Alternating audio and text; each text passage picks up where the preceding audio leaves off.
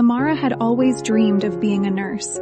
She entered the field with a deep sense of purpose, determined to provide compassionate care and make a difference in people's lives. After years of study and sacrifice, she landed a job at a prestigious hospital. At first, Amara felt fulfilled.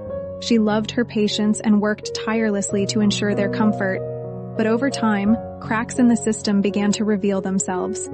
The hospital prioritized efficiency and profit over patient well-being. One day, a patient named Mr. Patel arrived in the emergency room. He was elderly, frail, and suffering from multiple complications.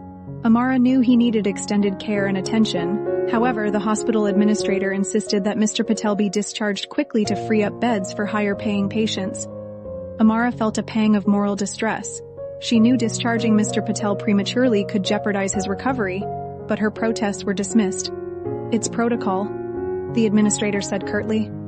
"We can't afford to keep him here longer than necessary."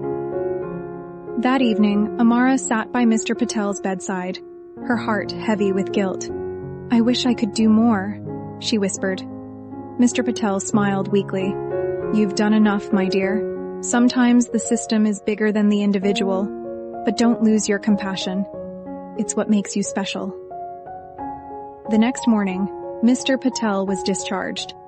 Amara's discomfort lingered for days, turning into frustration and self-doubt.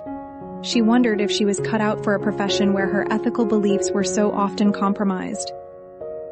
Seeking guidance, Amara confided in a senior nurse, Grace. "How do you deal with this?" she asked, tears welling up in her eyes. Grace placed a reassuring hand on her shoulder. "Moral distress is part of this job, unfortunately. But here's what I've learned. We may not always change the system, but we can find ways to make small, meaningful differences. Advocate when you can, and never stop caring. The moments when you do make an impact will sustain you." Encouraged by Grace's words, Amara began to focus on what she could control. She started small, ensuring every patient she treated felt seen and heard. She joined a committee advocating for patient rights and raised awareness about systemic issues within the hospital.